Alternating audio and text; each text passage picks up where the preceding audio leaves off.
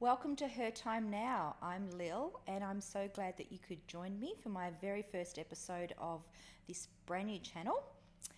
I have decided to create this channel for women over 50 as a space to come together, to share stories, to connect, to share our wisdom, and create a community of like-minded women. A little bit about me. I'm 55. I have 4 children. I am twice divorced, which is not where I envisaged my life being at this phase, but it is what it is and it's all good. So I would like to share a story of myself that some of you may be able to relate to and some may not, but here we go. We'll go back to 2016. I was living interstate in a remote mining town in WA with my then husband and 2 of my children, the youngest 2 of my 4 children. And life was good. I was working full-time in a hospital administration. My children were in primary school. My husband had a good job. And life was just ticking along until it wasn't. I was 47 and I became very unwell over a period of time, and I did not know what was wrong with me. I was physically unwell, I was mentally unwell, and I had no idea what was happening. I was convinced that I was dying. I was frozen with fear. I was convinced that my cancer had come back, which is another story which we will talk about in another episode. But I was convinced that my cancer had come back and that I was dying. So needless to say, I was frozen with fear. At my lowest, I was not able to work. I was not able to care for my children. I was not able to provide anything to my family. I found myself curled up in the fetal position in my bed and thought I was going crazy. I needed to go to the doctor. So I went, and he suggested that it was perhaps anxiety and that I should try medication. I'd never had anxiety. I'd never had depression.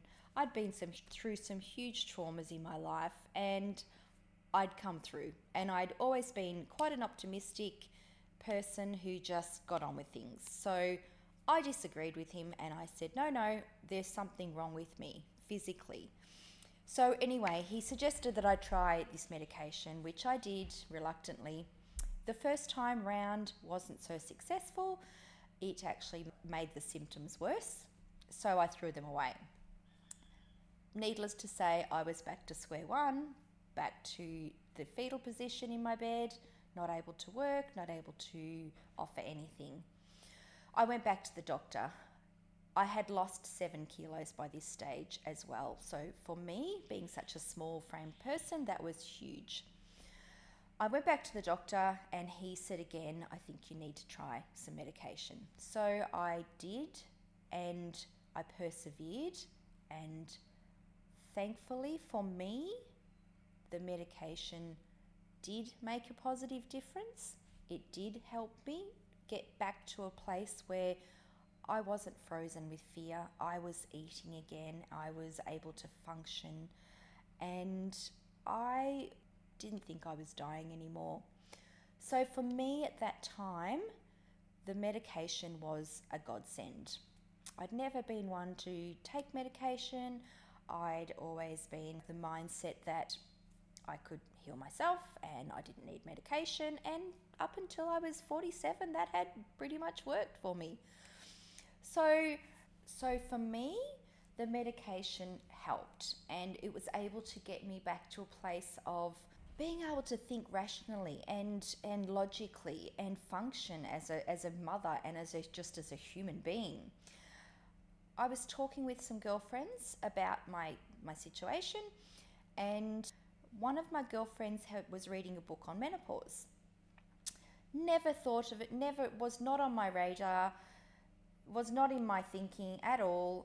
Some of the things she was sharing with me really resonated with me, and I thought, maybe I'm going through some sort of change. Maybe this is some sort of shift in my body that's happening to me. It was the only thing that would really made sense as to why this was happening to me.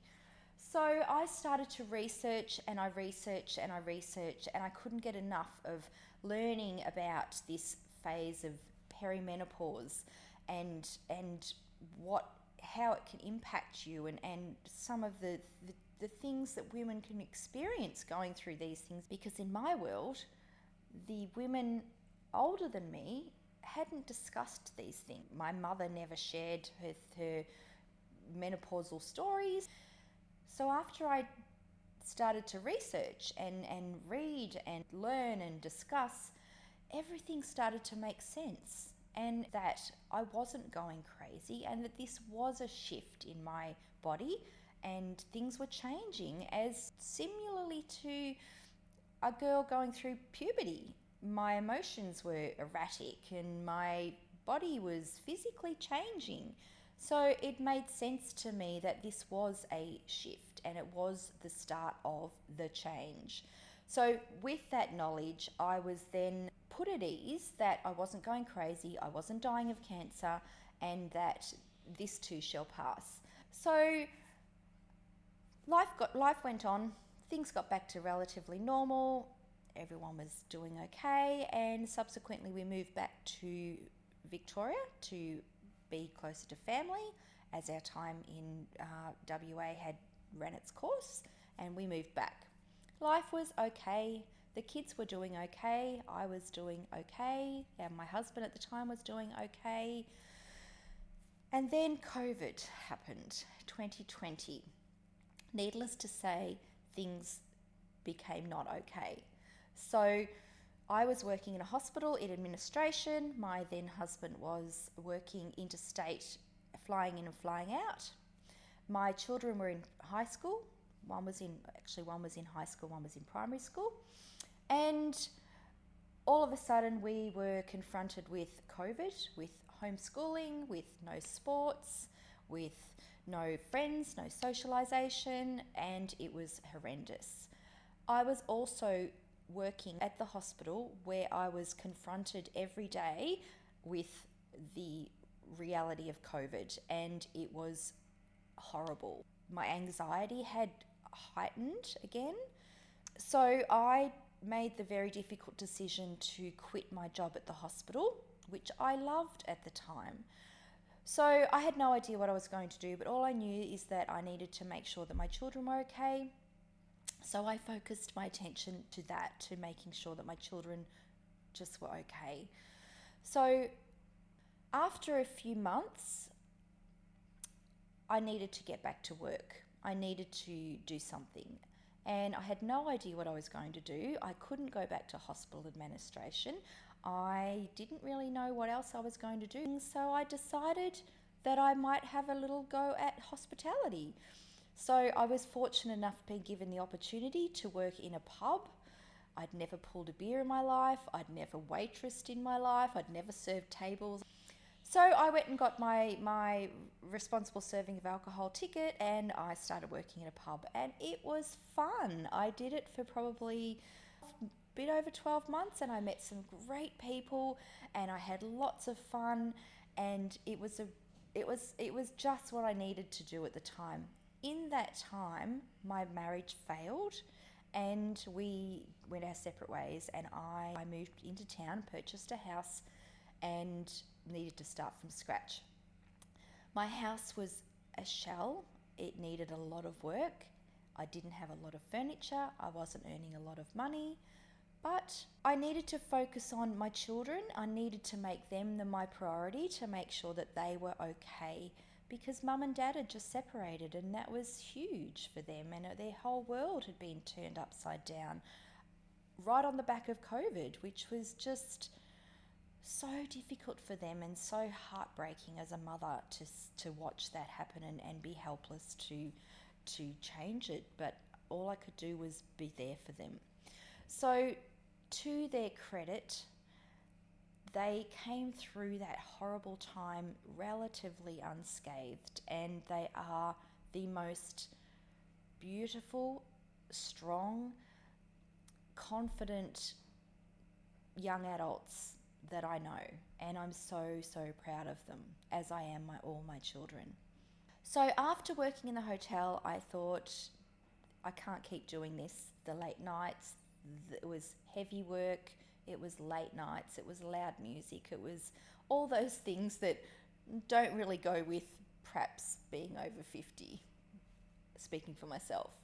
So I reluctantly thought, okay, I need to get another job. I had no idea what I was going to do. I couldn't go back to hospital administration. I answered a job application for a legal receptionist, and I applied, and I thankfully got the job. So I started working in a law firm, which I'm still working in the law firm, and I'm loving it, and I'm learning new things, and it's challenging, and it's out of my comfort zone, and that's where I'm at the moment.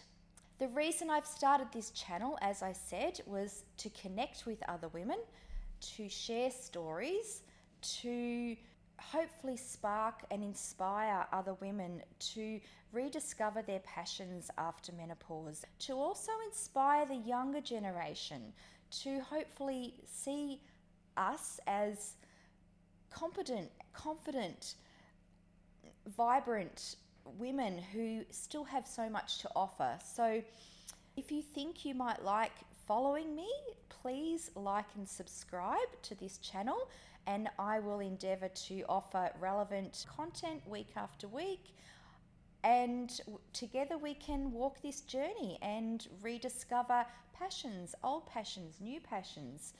And also, please, if you have anything you'd like to share, anything you'd like to add, please leave a comment in the comments down below. I will be sure to read them, and I'd love to hear your stories. I'd love to hear your thoughts. I'd love to hear if you can relate to my story. And I'm excited to walk this journey with you. So thanks for watching, and we'll see you in the next video. Thanks. Bye.